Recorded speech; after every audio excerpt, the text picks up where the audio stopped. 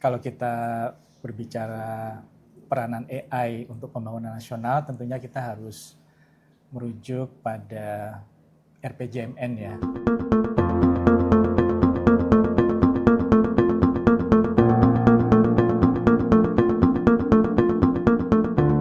Halo sahabat Inti, kembali lagi di Inti Talk. Bersama saya Nur Nadia Islamiyah, di mana kita akan membahas mengenai topik-topik menarik seputar teknologi. Pada kesempatan kali ini kita akan membahas mengenai riset AI dan pengembangannya di Indonesia.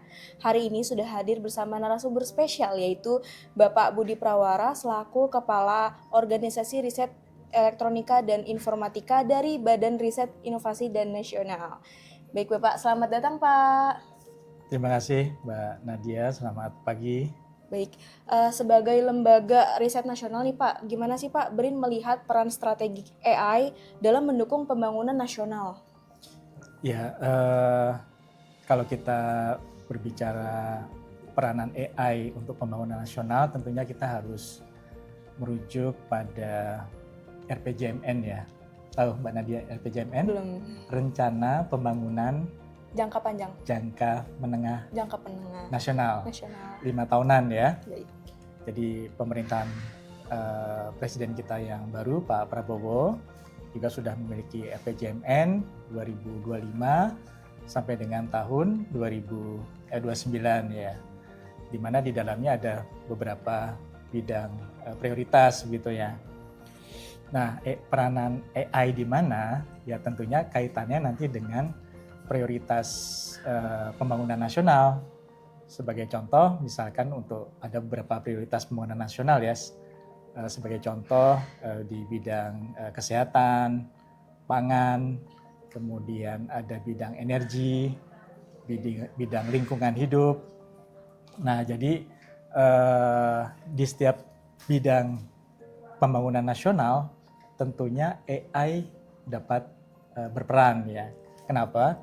Karena AI itu adalah tools ya, tools yang dapat berperan di semua area. Kalau itu pembangunan nasional ya semua bidang prioritas pembangunan nasional. Sebagai contoh di bidang pangan misalkan ya, bagaimana kita bisa menentukan produksi padi nasional ya. Indonesia adalah negara kepulauan. Kalau kita melakukan survei di daerah-daerah tentunya membutuhkan orang atau SDM, kemudian biaya untuk transportasi dan sebagainya. Nah, ini ada teknologi nih, teknologi citra satelit. Jadi kita bisa bisa melakukan fotografi ya dari satelit ke daerah yang mau kita lihat berapa sih produksi padi misalkan di daerah Karawang ya, itu bisa, dan itu sudah kita teman-teman di BRIN sudah melakukan riset dan sudah ada produknya sehingga dengan mudah kita bisa menentukan berapa sih kira-kira produksi padi ya di daerah tertentu, dan nanti secara nasional bisa kita hitung juga. Nah, ini demikian juga dengan bidang-bidang yang lainnya. Tentunya di sini peranan data itu sangat penting ya, karena tanpa data AI itu tidak akan menjadi sesuatu tools yang kita harapkan bisa berguna. Tapi dengan adanya data, tadi AI bisa dimanfaatkan. Tadi kita bisa melakukan analisis ya, sehingga mempermudah para pengambil keputusan untuk mengambil keputusan yang tepat gitu ya. Nah, itu gunanya AI, peranan strategis AI ya untuk pembangunan nasional, antara lain adalah bagaimana nanti para stakeholder kita di kementerian dan lembaga misalkan ya, untuk ya bagaimana mereka dapat mengambil keputusan dengan tepat gitu ya. Itu antara lain. Kira-kira nih Pak, sektor apa saja sih yang sekarang menjadi fokus utama dalam pengembangan AI di BRIN sendiri? Ya, kalau fokus utama di BRIN ya kita kembali melihat apa yang menjadi kekuatan kita ya Indonesia saat ini. Indonesia adalah negara yang kaya akan biodiversity, keanekaragaman hayati. Sehingga kami salah satu fokus riset AI di BRIN adalah bagaimana kita bisa memanfaatkan AI untuk itu tadi pemanfaatan keanekaragaman hayati di Indonesia ya. Keanekaragaman hayati ini tentunya luas ya, bisa tumbuhan, bisa hewan, bisa mikroorganisme, bahkan dari manusianya sendiri ya. Nah itu kami di BRIN ada beberapa kegiatan riset yang nantinya kita harapkan dengan adanya pemanfaatan AI ini kita bisa secara maksimal memanfaatkan sumber daya hayati kita yang tadinya mungkin hanya explore kemudian dijual, tapi dengan adanya AI ini kita dapat meningkatkan nilai tambah. Sebagai contoh misalkan ya bagaimana kita bisa menemukan obat baru ya dari tumbuhan-tumbuhan yang ada di Indonesia dengan berbasis data genomik misalkan ya. Kemudian bagaimana kita bisa menemukan obat baru atau kemudian juga pengobatan presisi ya dengan sumber daya hayati yang ada di Indonesia, sehingga kita harapkan ke depan kita bisa beralih ya pembangunan yang tadi ya berbasis pengolahan sumber daya ini berbasis iptek gitu ya.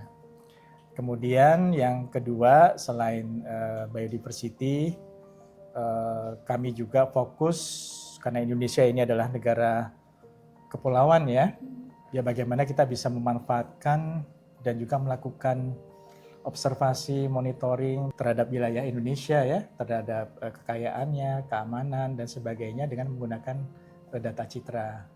Itu adalah fokus kami yang kedua, pemanfaatan AI berbasis satellite imagery ya, atau data citra satelit. Itu bisa dimanfaatkan untuk berbagai macam keperluan ya, untuk tadi pangan, kemudian untuk kesehatan, untuk energi, untuk keamanan laut, untuk carbon capture dan sebagainya. Mungkin itu fokus utama BRIN saat ini ya.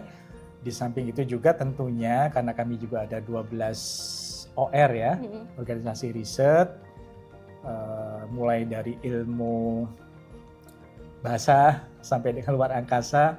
Jadi setiap OR itu memiliki mereka memiliki potensi juga untuk bisa kita embedded dengan teknologi atau ilmu pengetahuan berbasis AI. Kira-kira tantangan apa sih Pak, atau tantangan besar apa yang dihadapi oleh BRIN dalam pengembangan AI, baik itu dari sisi SDM, terus regulasi maupun infrastruktur gitu Pak? Iya, kalau kita melihat tantangan tentunya tadi ada 3 tadi ya.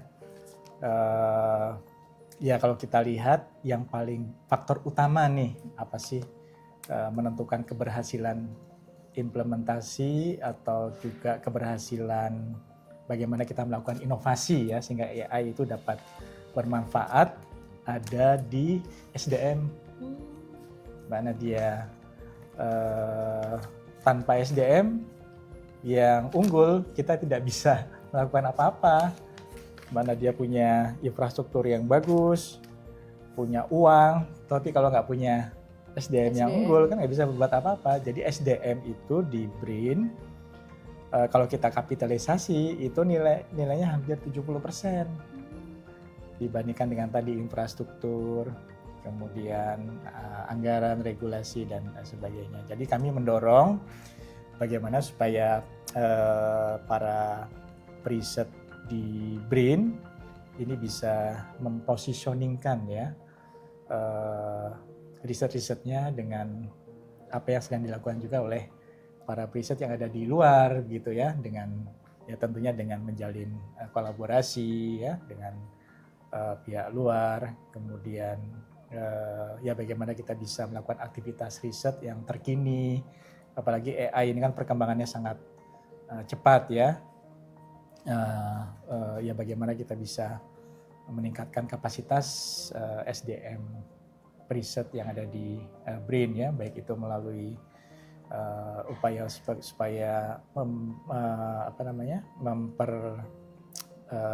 besar ya persentase pendidikan PhD, kemudian kita juga mengundang para periset dari luar negeri untuk bisa melakukan kolaborasi di grup riset yang ada di terkait yang ada di BRIN, untuk ya, dari situ mereka akan juga meningkatkan kapasitas SDM yang ada di BRIN. Itu antara lain yang kita lakukan saat ini supaya dengan SDM yang unggul itu ya kita bisa menghasilkan research output yang memiliki impact ya. Impact ini artinya output. Impact itu kalau scientific output ya dia harus publish di jurnal yang bereputasi. Kalau itu produk ya harus produk yang dapat kita lisensikan, yang nantinya bermanfaat ya, bisa kita komersialisasikan. Tentunya dengan adanya SDM meningkatkan potensi AI ya Pak ya? Iya, betul. Jadi tadi kita sudah membahas ya sahabat inti mengenai gambaran umum AI. Lalu untuk episode selanjutnya kita akan membahas mengenai implementasi AI di sektor geospasial. Jadi saksikan terus hanya di Inti Media.